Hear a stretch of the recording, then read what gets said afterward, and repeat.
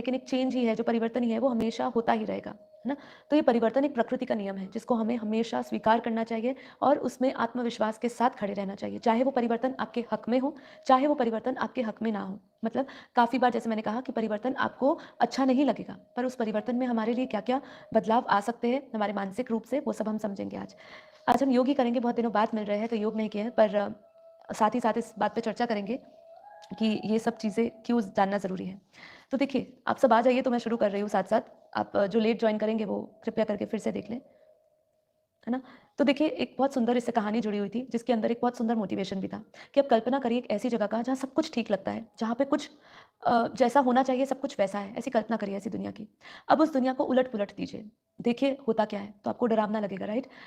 अब इसी के ऊपर बेस्ड एक बहुत सुंदर कहानी थी, 1 मिनट की है, कि एक भिक्षु जा रहा था, जिसे अपनी दिनचर्या से बहुत प्रेम था। उसको अपनी दिनचर्या बहुत ही सुकून देती थी, बहुत ही शांति देती थी, उसको पसंद थी अपनी दिनचर्या। वो दिनचर्या में कोई हेर-फेर नहीं करना चाहता था। सब कुछ हमेशा की तरह जैसा था वैसा चल रहा था। वो बहुत सुरक्षित महसूस करता था। लेकिन एक दिन सब कुछ बदल जाता है। एक तूफ़ान आता है और जैसी उसकी दुनिया होती है, वो सारी दुनिया पलट जाती है।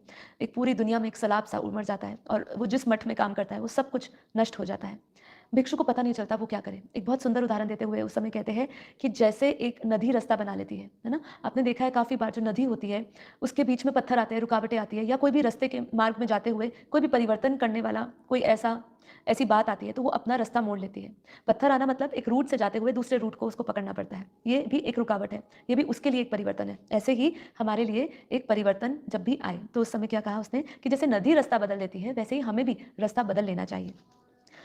जैसे ही उसके जीवन में ये परिवर्तन आया, तो उसने क्या किया, उसने उस परिवर्तन को जैसे नदी बदलती है, रास्ता अपना लेती है, वैसे उसने भी उस परिवर्तन को अपनाया और क्या-क्या उसके जीवन में हुआ? उसके जीवन में हुआ कि उसने बदलाव को गले लगाया और तुम मजबूत बनोगे। जब भी उसने उसने जब बदलाव को गले लगाया उसी भिक्षु ने, तो वो मजबूत बना। उसको पता चला कि उसके अंदर कितनी शक्ति है, जिस शक्ति का अनुभव उसको कभी नहीं हुआ था। आप भी देखिए कि जब भी कोई परिवर्तन आता है, उस परिवर्तन में आपके पास कितनी ताकत और कितना बल आ जाता है। काफ़ी बार आप ही नहीं जानते कि ये बल और ताकत अचानक से आपके अंदर कैसे आया। तो ये जब भी परिवर्तन आता है, परिवर्तन आपके अंदर एक आत्मबल लाता है, जो आपके भीतर ही होता है, लेकिन वो राइट टाइम पे बाहर निकलता है और आपको एहसास दिलाता है कि आपके भीतर अनंत शक्तियाँ हैं। जब तक आप उस अनंत शक्तियों को जागृत करने के लिए कोई ऐसी परिवर्तनशील चीज़ें नहीं होती आपके जीवन में, तब तक आप एक जैसी चीज़ें ही करते रहते हैं। देखिए, आउट ऑफ बॉक्स भी कब सुनता है, कब कब इंसान सोचता है कि इस चीज़ के बाहर मैं सोचूँ, जो दुनिया मुझे दिख रही है उसके बाहर मैं सोचूँ। वो आउट ऑफ बॉक्स भी कब देखेगा? जब उसके जीवन में परिवर्तन आया और जैसे मैंने कहा वो परिवर्तन सुहाना हो या सुहाना ना हो, ज़रूरी नहीं है। ठीक है? इसीलिए हमेशा परिवर्तन आपके जीवन में बदलाव के साथ-साथ सीखने को भी कुछ देगा। बदलाव कुछ सीखने का, आगे बढ़ने का एक मौका है। उस मौके को, उस अवसर को हमें कभी भी गँवाना नहीं चाहिए। आपकी अपनी ताकत का आपको वो एहसास कराती है और ऐसे ही भिक्षु को भी, जो भिक्षु जो बहुत ही उसको पसंद था अपना बदलाव और उसके जीवन में अचानक से एक तूफ़ान से बदलाव आया, परिवर्तन आया। उसने उस परिवर्तन को स्वीकार करते हुए उसने सीखा, उसने उसको अवसर माना और फिर उसे अपनी ही शक्तियों का ज्ञात हुआ कि मेरे अंदर कितनी शक्तियाँ हैं। उसने उस मौके को लिया और फिर से अपना मठ बनाया, फिर से उसने मठ शुरू किया नया बनाना। कई लोगों के सहारे से उसने फिर से अपना वही जो उसने बसा-बसाया जो भी उसने मठ बनाया हुआ था, अपना बसेरा वापस उसने बनाया। कभी आपने देखा है चिड़िया जब घर बनाती है, ठीक है? किसी भी परिवर्तन के कारण, वायु के परिवर्तन, मौसम के बदलने पर जब उसका घर टूट जाता है कुछ भी, तो क्या वो घर बनाना छोड़ देती है? नहीं छोड़ती। तो परिवर्तन सुखद हो या ना हो, यहाँ पे मैं ज़्यादातर परिवर्तन उस समय का परिवर्तन कह रही हूँ, जो परिवर्तन आपके लिए शायद आपके अनुकूल परिस्थिति के मतलब अनुकूलता के हिसाब से ना हो। मैं उस परिवर्तन की बात कर रही हूँ क्योंकि सुखद परिवर्तन तो सब कुछ सभी ले लेते हैं, लेकिन जो परिवर्तन हमारे लिए कष्टदायक होता है, वो परिवर्तन हम नहीं लेते। एक मूर्ति का एक बहुत सुंदर एग्ज़ाम्पल हमेशा देने में आता है, जब भी हम अध्यात्म से अपने आप को जोड़ते हैं, कि जब एक मूर्तिकार मूर्ति को बना रहा होता है, ऐसे 2 ही पत्थर होते हैं, ठीक है? एक पत्थर जो है वो रास्ते पे बनना पड़ा रहना स्वीकार करता है और एक पत्थर जब उसको बार-बार जो मूर्तिकार होता है जब उसको तराशता है तो उसी से वो मूर्ति बना लेता है। तो ये सुंदर उदाहरण यही है कि जब आपके ऊपर परिवर्तन करते समय कुछ कष्ट आ रहा हो, आपके जीवन में कोई ऐसा बड़ा परिवर्तन है जो आपके लिए कष्टदायक हो, वो आपकी एक सुंदर प्रतिमा में बदलता है। ठीक है? तो इसमें ऐसा बताया आगे कि जब उसने अपना वो जो भिक्षु था उसने उस परिवर्तन को स्वीकार करते हुए उस अपने मठ को वापस पुनः स्थापित किया और अपनी भीतर की शक्तियों को जाना, अपनी कैपेबिलिटीज़ को जाना, अपने शारीरिक बल को जाना उसने, तो भिक्षु को उसी में बहुत ही सुख और परम शांति मिलने लगी। परिवर्तन नई ताकतों को खोजने में उसको मदद हुई। उसी परिवर्तन से उसको अपनी अपनी ताकतों को खोजने में मदद हुई।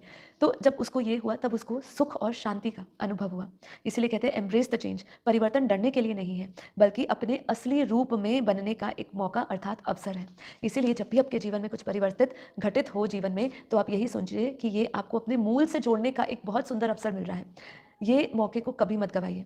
इसलिए बहुत सुंदर बात श्री कृष्ण भी कहते हैं। जैसे मैंने शुरुआत में ही कहा कि हम जैसे परिवर्तन से डरते हैं, आध्यात्मिक जीवन भी में जब हम चलते हैं तो हमारे जीवन में बहुत बदलाव आता है, हमारा संसार बदल जाता है। देखिए, जब आध्यात्मिक जीवन चलना शुरू करते हैं, कितना बड़ा परिवर्तन कि जिन संसार को हम देखते थे, अपना मानते थे, वो संसार अब हमारा अपना नहीं होता। जिन लोगों को हम अपना मानते थे, वो लोग हमारे अपने नहीं होते। उनके साथ कनेक्शन हमारे लिए एक बंधन हो जाता है, पर वो हमें कर्तव्य के रूप में निभाना पड़ता है। पर साथ ही साथ हम ये समझ जाते हैं, अध्यात्म परिवर्तन में जब हमारा एक बदलाव आता है, संसार से आध्यात्मिक जगत में हम प्रवेश करते हैं, तो हमारे संसार को देखने की दृष्टि बदल जाती है। अब वो दृष्टि जब बदलती है तो हमें दुख भी होता है, क्योंकि कई लोग हमारी उस जर्नी को स्वीकार नहीं करते हैं। अब इस परिवर्तन को वो स्वीकार नहीं करते क्योंकि वो लोग उस परिवर्तन से गुजरे नहीं हैं। आप उस परिवर्तन का एक हिस्सा बने हुए हैं। इसीलिए आप ही जानते हो कि आपने अपनी इस यात्रा में कितना सुखद अनुभव किया है। तो जब भी परिवर्तन आए तो विचलित ना हो, ठीक है? जब भी वो परिवर्तन आपके हक में हो या ना हक में हो, स्पेशली वो ना हक में हो तो उसको और स्वीकार करके उसमें आत्मविश्वास रखते हुए हमेशा सरेंडर, जब हम समर्पण करते हैं ना, उसमें बहुत बड़ी ताकत होती है। आप करके देखिए, समर्पण आपके जीवन के हर एक बदलाव को आपके अवसर में बदल देगा, ठीक है? तो इसलिए श्री कृष्ण क्या कहते हैं कि जब भी हमारे जीवन में कोई पीड़ा भी आती है, तुम अपनी पीड़ा के लिए संसार को दोष देते हो, क्योंकि परिवर्तन है, पीड़ा भी सहना या सुख का अनुभव करना दोनों एक परिवर्तन है। लेकिन जब पीड़ा आती है तो संसार को आप दोष मत दे। अपने मन को यह समझाए कि तुम्हारे मन का परिवर्तन ही तुम्हारे दुखों का अंत है। बहुत बड़ी लाइन है और बहुत बड़ा मोटिवेशन है ये, कि जब भी आपके जीवन में आप कभी भी कोई ऐसी पीड़ा आपके जीवन में है, आप संसार को दोष दे रहे हो, अपने संबंधों को दोष दे रहे हो, अपने लोगों को दोष दे रहे हो, अपने आसपास के सिचुएशन को दोष दे रहे हो, उसी टाइम अपने मन को समझाओ कि ये जो तुम्हारा मन का परिवर्तन ही तुम्हारे इस दुखों का, इस कष्टों का अंत कर देगा। इसीलिए परिवर्तन एक बहुत ही सुंदर एक घटना है आपके जीवन की। इसी परिवर्तन को लेकर हमेशा दादाजी ने भी कहा है कि स्व परिवर्तन ही विश्व परिवर्तन है, और लगातार हमारे अंदर वो परिवर्तन आना बहुत जरूरी है। क्योंकि देखिए, परिवर्तन जैसे कि हम जो चढ़ती कला से हम गिरती कला में आए, ये भी एक बहुत बड़ा परिवर्तन हुआ। हम जब परम पुरुषों से, परम पुरुष, परम प्रकृति से हम देव और देवियां बने, और देव देवियों से आज हम मनुष्य रूप में आ चुके हैं। अभी मनुष्य रूप से परिवर्तन जो हमारे अंदर होगा, वो भी बहुत बड़ा परिवर्तन होगा। और ये परिवर्तन होगा कि हम वही देवी देवताओं से परम पुरुष और परम प्रकृति को जाने, अपने मूल को जाने। वो भी एक बहुत बड़ा परिवर्तन है, और हमारे ज्ञान में तो वो परिवर्तन को ही हमने धारण करना है। इसलिए बहुत सुंदर संदेश देते हुए भी बाप के संदेश में क्या क्या कह रहा है कि आपका हर घड़ी परिवर्तन हो रहा है। वही संदेश मैं आपके साथ आज साझा करना चाहूंगी कि हमें परिवर्तन का संदेश डेली मिलता है। क्या कहते हैं वो भी हम सुनते हैं। बहुत सुंदर संदेश है कि बच्चे, आप अपने बच्चों, आपके साथ जो कुछ भी हो रहा है, अर्थात आपके मन, तन और संबंध संपर्क में जो भी परिवर्तन हो रहा है, अर्थात आपके जीवन में जो भी अप डाउन हो रहे हैं, उसे इजीली एक्सेप्ट कर आगे बढ़ो, क्योंकि यही आगे बढ़ने का एक वे है। राइट? कितनी सुंदर बात जो हमने आज के उदाहरण से बात करी, जब हमने मूर्तिकार की बात समझी, हमने वो भिक्षु की बात करी कि जब सब कुछ था, जो पहले जैसा जो रोज होना चाहिए वैसे बीत रहा था, लेकिन एक दिन का तूफान उसके पूरे जीवन को अप डाउन कर दिया, है ना? कहते ना, जीवन एक रोलर कोस्टर की तरह है, ऊपर नीचे चलता रहता है। पर उसमें क्या कह रहे हैं, यही इसको इजीली एक्सेप्ट करो और आगे बढ़ो, क्योंकि यही आगे बढ़ने का एक वे है, यही आपका एक मार्ग है। देखो, मन का प्रभाव तन पर और मन और तन का प्रभाव संबंध और संपर्क पर पड़ता है। इस समय परिवर्तन की स्पीड अत्यधिक तीव्र होने के कारण आप समझ ही नहीं पा रहे हो कि हो क्या रहा है। जैसे एक परिवर्तन हुआ तो वो व्यक्ति के लिए, वो भिक्षु के लिए भी समझ ही नहीं आया कि ये परिवर्तन हुआ तो वो करे क्या अब। तो जब आपके भी जीवन में अप डाउन आता है, और अब जब तक चलता है तब तक ठीक, जैसे ही डाउन आता है, डाउनफॉल आता है, तो आपको समझ ही नहीं आता है कि आप क्या करो। तब क्या बोलते हैं, इसलिए बापूजी अपने संदेश में बाप समझा रहे हैं, इसलिए आप स्वयं को हर बात से स्वतंत्र रख स्वयं को हल्का और खुश रखने का अटेंशन रखो। यदि अटेंशन रखते रखते भी मन में हलचल होती रहती है, तो वो भी आपको बाप को समर्पित करना है। तो जब भी हलचल आए, जब भी परिवर्तन आपके ऐसे जीवन में डगमगा रहा हो, आपको उथल पुथल का महसूस करा रहा हो, तो उस समय बाप को समर्पण करने का एक सबसे सरल मार्ग है। क्योंकि इस समय हर सेकंड आपका परिवर्तन हो रहा है। आप जो इस समय हो, इसके एक घड़ी पहले भी आप बदल रहे हो। क्यों? इसका सबसे बड़ा आधार क्या है? इसका सबसे बड़ा आधार है हमारे विचार। देखिए, ये वीडियो आपको पसंद आ रही हो तो उसको लाइक ज़रूर करिए और सुनते जाइए। इसके बाद हम अपना मेडिटेशन भी करेंगे। हाँ, तो मैं क्या कह रही थी कि आपके अंदर हर घड़ी, हर सेकंड परिवर्तन आ रहा है। यही हमें कह रहे हैं, क्योंकि आपके अंदर हर सेकंड परिवर्तन कैसे आ रहा है? अभी का विचार और अगले सेकंड का विचार में भी आपके अंदर वाइब्रेशनल लेवल पे चेंज हो रहा है। जैसे कि आज आप 10 लोगों के साथ बैठे, अचानक से 10 लोग चले गए, उसमें से 5 लोग रह गए, और फिर धीरे धीरे वो 5 लोग में से 2 रह गए, और 2 में से 1 रह गए, अब फिर अकेले हो गए। ये 10 से 5, 5 से 2 और 5 से 2 से 1 होने में भी जो विचारों में चेंजेस आए, आपके एक व्यक्ति के जाने से जो वायुमंडल में भी वाइब्रेशनल लेवल पे चेंज हुआ, ये चेंज आपको बताएगा, आपको महसूस कराएगा कि हर घड़ी आप बदल रहे हो। आपकी विचारों से हर घड़ी आप या बेहतर हो रहे हो या आप गिर रहे हो। तो इसलिए चढ़ती कला हो रही है या गिरती कला हो रही है, तो इस परिवर्तन को एम्ब्रेस करिए, इस परिवर्तन को स्वीकार करिए और मानिए कि आप हर सेकंड बदल रहे हो। इसलिए निश्चय और समर्पण चाहिए। No question mark, only acceptance चाहिए। जब भी आपके जीवन में परिवर्तन आए, क्वेश्चन मार्क ना करिए। ये जानिए कि आप इस संसार में जब आए हो तो जैसे प्रकृति अपना परिवर्तन करती है, ऋतुएं बदलती है, ऐसे ही आपका भी परिवर्तन होना निश्चित है। इसलिए एक्सेप्ट करिए और नो क्वेश्चन मार्क, उससे कोई जुड़ा हुआ क्वेश्चन मार्क ना डालिए।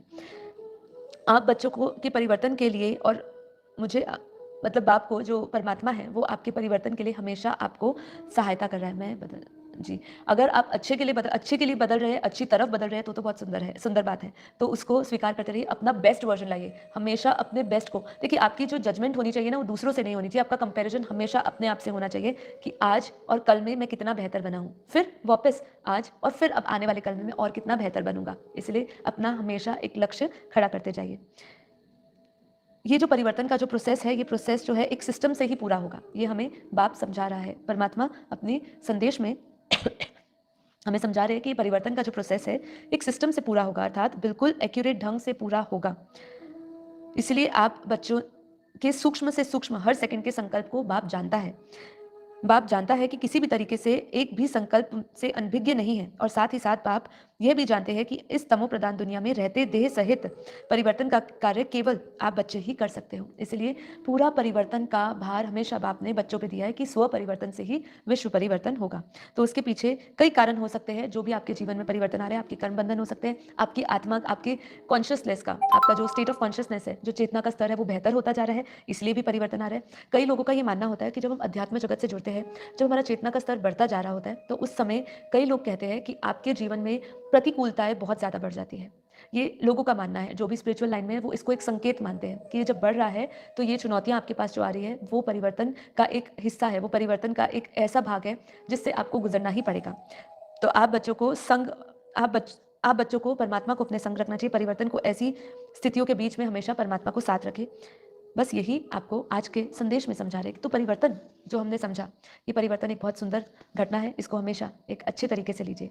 ठीक है, तो ये था एक बहुत सुंदर सी बात जिसमें मैंने आपको समझाया हमारे ये शुरू के 20 मिनट में कि बदलाव हमारे जीवन में हमें अपनाना चाहिए, परिवर्तन अपनाना चाहिए। अब हम योग करेंगे। योग से पहले कुछ अच्छी सी सुंदर सी और बात जो हमें आत्मा अनात्मा का भेद समझाते हुए संसार को आसानी से हम छोड़ सके, मन से उससे हमारी अटैचमेंट्स खत्म हो सके, हमारे आसपास के संबंधों से हमारी अटैचमेंट खत्म हो सके, नष्टो मोहा बन सके, उसके लिए कुछ चंद पंक्तियां मैं बोलने वाली हूँ।